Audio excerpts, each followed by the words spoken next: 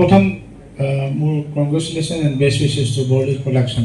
এই এখন মুভি দি ফ'লো তেওঁলোকে ষ্টাৰ্ট কৰিছে যদিও কৈছে 15 বছৰ, বাট বহুত দিন বুলি কৈছে, বাট লেটটো নহয়, ইজ দ্য কোৱালিটি হোৱাট উই ডিল। চ' আৰু ভাল লাগিছে কি জুবিনৰ এটা ডাঙৰ ড্ৰিম আছিল সদায়। সি সদায় কৈ আছিল আমাক যে মই 20-25 বছৰ মিউজিকত দিলেও এতিয়া মই বাকী নেক্সট 25 বছৰ চিনেমাত দিম। সি অসমীয়া চিনেমালৈ ইমান হি ৱাজ ছ' ক্ল'জ, ইমান আৱেগিক হৈ আছিল যে সি সদায় যেতিয়া আমাক বাহিৰৰ চিনেমা এখন দেখায় সি সদায় কয় যে আমি কিয় নোৱাৰিম, অসমতো ফুল টেলেণ্ট আছে, উই হেভ এভৰিথিং ইন আছাম। তাৰ ড্ৰিম আছিল কি আমাৰ অসমীয়া ইণ্ডাষ্ট্ৰী ইণ্ডিয়াৰ বিগেষ্ট ইণ্ডাষ্ট্ৰী হওক, আৰু সদায় কয় আমি টক্কৰ দিম হলিউডৰ লগত, উই কেন ডু ইট। তাৰ সদায় এইটো dream, we can do it ৱৰ্ডটো সদায় কৈছিলে।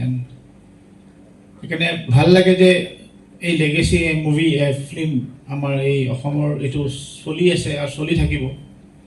সকলোৱে ভাল কাম কৰি যাওক, আৰু মই আমাৰ অসমৰ ৰাইজকো কওঁ আপোনালোকক ছাপোৰ্ট কৰিব লাগিব। কিন্তু চিনেমা এখন বনোৱাখিনিয়ে বনাই যায়, প্ৰডাকশ্যনখিনিয়ে বনাই যায়, এটা বহুত টিম, বহুত কষ্ট, বহুত সময় এখন চিনেমা বনাওঁতে লাগে, starting from energy to finance. কিন্তু গোটেই বস্তুটো ছাকচেছ হয় আমাৰ ৰাইজৰ ওপৰত। পাব্লিকে এইটো চিনেমাখন ল'ব লাগিব, তেওঁলোকে ছাপোৰ্ট কৰিব লাগিব আমাৰ অসমীয়া ইণ্ডাষ্ট্ৰী।